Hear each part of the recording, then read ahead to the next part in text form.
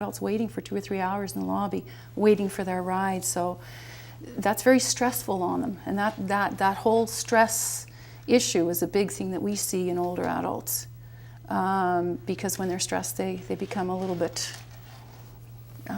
iller. Mm-hmm. Yeah. And you may see that all the time. Stress is a huge factor with older adults, and that whole area we're not addressing very well.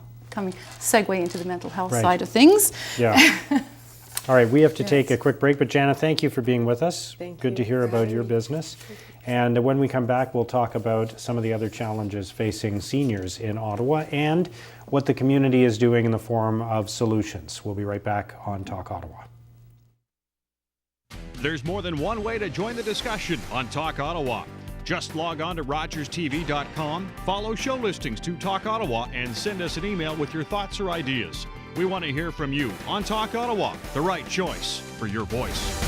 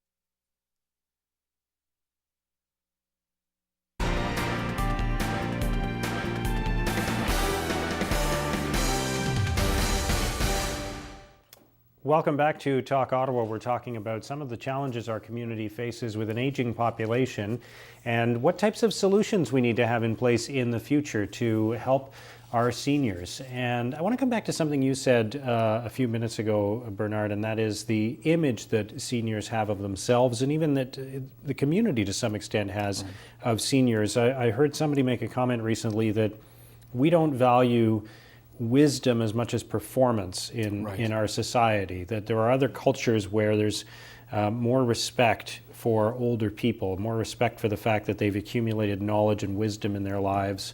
And our society is much more about the here and now and about whether you can perform or not. Right. That's a huge issue, isn't it? Yes, I have experience. I worked with Native populations across Ontario, and I opened up a long-term care home in London, Ontario with Natives, and I've been working with them for 20 years. And I find that's a big difference because in the Native community, the elder is really respected, and they support the elder in the community, and they look for advice. And as you mentioned, with performance indicators, sometimes it's hard to measure things. I think we live in, we see this with a lot of grant applications. They want to have performance measures so they can, how many people stayed at home. Well, it's hard to know really, but we know how many people ended up in the hospital. So I think that it is a cultural thing in the sense that we need to look at seniors as contributing a lot more to the quality of life of Ottawa. And I know in Native communities it's night and day over there. So, right. Yeah. Any thoughts on that, Margaret? I think one of the things, if possible, more ways to do intergenerational, like grandparents may not have grandchildren here, but opportunities for grandparents to share their life experience in school settings or in reading groups. Again, I think it helps to break down isolation, but it's really important, I think, for children to be exposed to older people and understand their needs and how those things may change. There are some small examples of intergenerational things going on.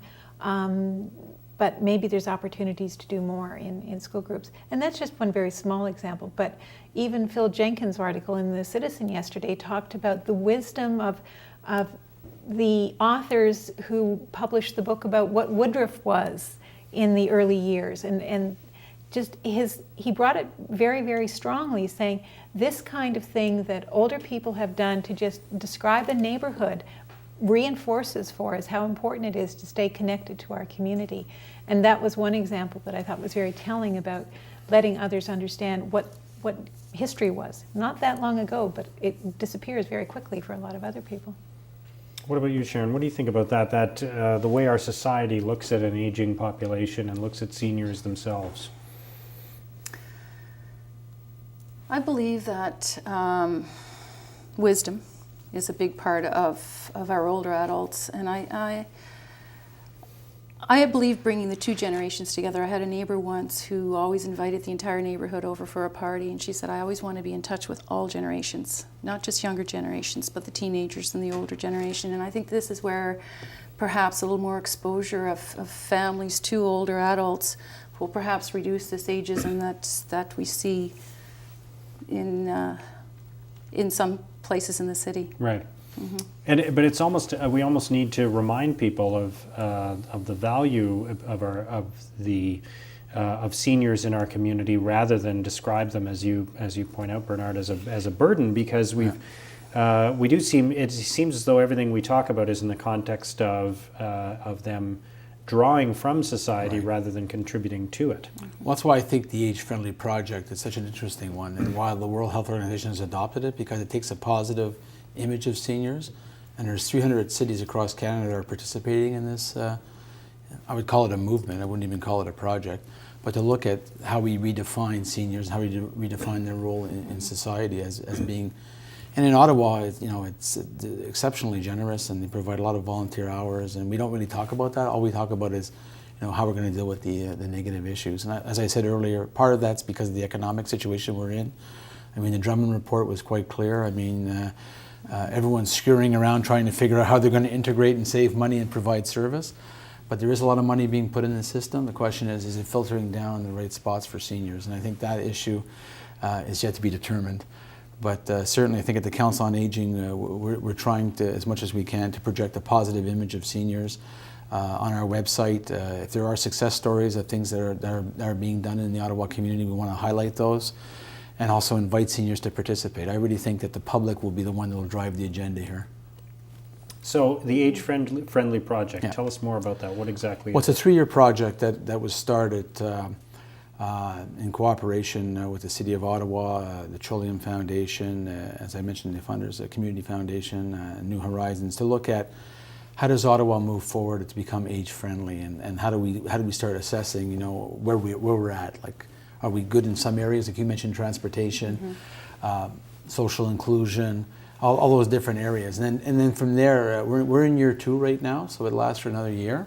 But we're hoping to continue on to identify 1 or 2 areas that we can actually promote positive change. As a social worker, I find the age-friendly concept quite interesting, because it's very non-confrontational. Like when you say age-friendly, I've always said this: who can be against friendly? Mm-hmm. You can be against a lot of things in life, and that's why we're seeing it. It's also being picked up by the hospital, age-friendly hospitals. And at the Council on Aging, we're committed to building a community that's sort of friendly for all ages, not just seniors. And I think that's the goal here, is to incorporate it and not just make it a seniors issue.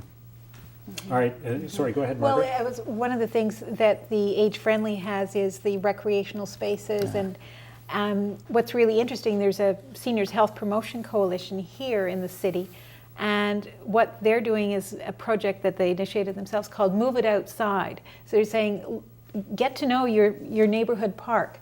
We're so fortunate we have so much green space. Some of it is the National Capital Commission and a lot of it is the city. But it's really saying connect with that green space. It goes back to you feel better, you're more engaged, and they're saying use your parks to do activities that are for you. And I think it fits very well to that. And there's an active aging week that takes place at the end of September. So they're really looking to find more opportunities for engagement, year round. But if you if you thought about it, you might not think of your neighborhood park as a place that you were going to go to. And I was looking at some work out of Melbourne, Australia, where they had a whole international congress on healthy parks, healthy people, just that connection with nature, the meaning that you can draw from that, and people feel much better, I think, being outside. It's one thing that I think the age-friendly will find more ways to make our outside spaces better. And what's very convenient, what's very encouraging about the age-friendly project is that all the community partners are rallying. Like, it's not just Council on Aging. I mean, we're at the table, of course, but there's many other community partners that are there, and they're providing support, whether it's the city or United Way, whoever happens to be in there. But we have an advisory committee that's quite represented at the University of Ottawa. So you're seeing a coming together of the community, and I think that's the most exciting part about the project. Because one of the difficulties, as we spoke earlier, is that when you have projects, they get funded for a couple of years, then they just fall off the table. So all the work that gets done seems to evaporate. So in this case, what's interesting is that you're seeing it really take hold in Ottawa, and a lot of the healthcare providers and communities are coming together under this framework. And I think that certainly the City of Ottawa has embraced it, and the Mayor's office, and we're looking forward to continuing on down the path past the 3 years here. But that's what's interesting about it. It's not just one-dimensional.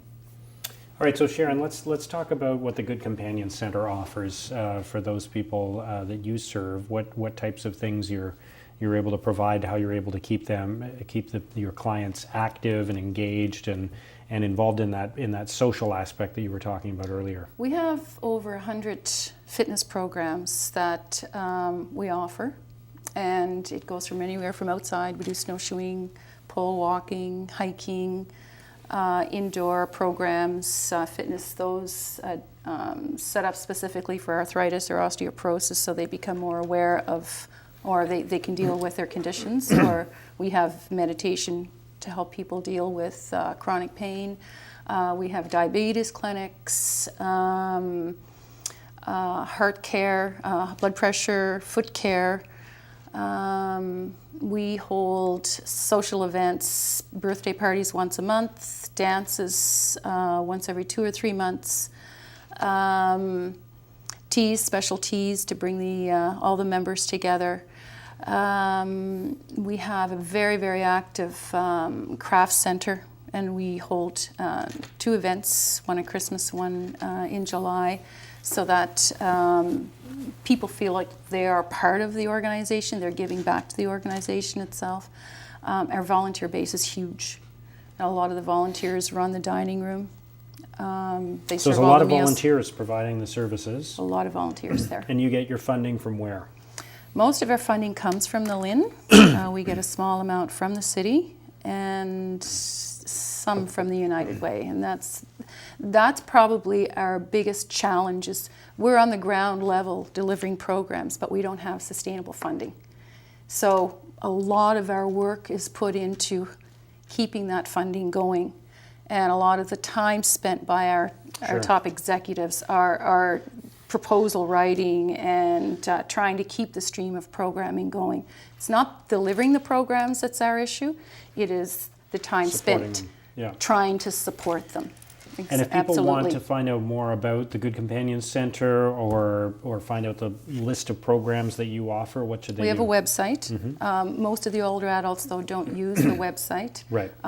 They could phone the Good Companions directly. There's only about probably 10-15% of our population that are computer friendly. It's mostly the younger ones.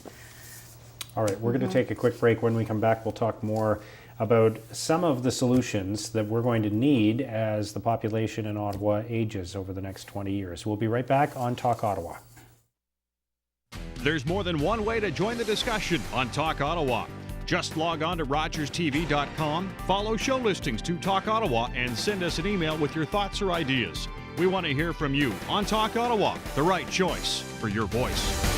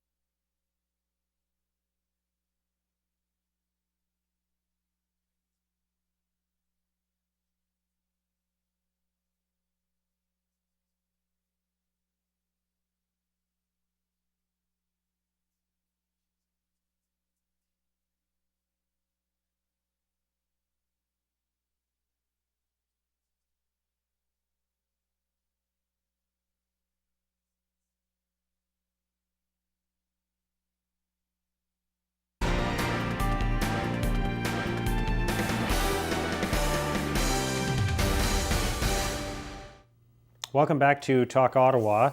We're talking tonight about Ottawa's aging population and how we can make sure that all the services are in place in the future that we'll need to support this growing group of individuals. And I want to introduce to the conversation a recent story here in Ottawa that I think shocked a lot of people. It was the Flan family, where there was a husband and wife who were in different levels of care in different facilities, and the husband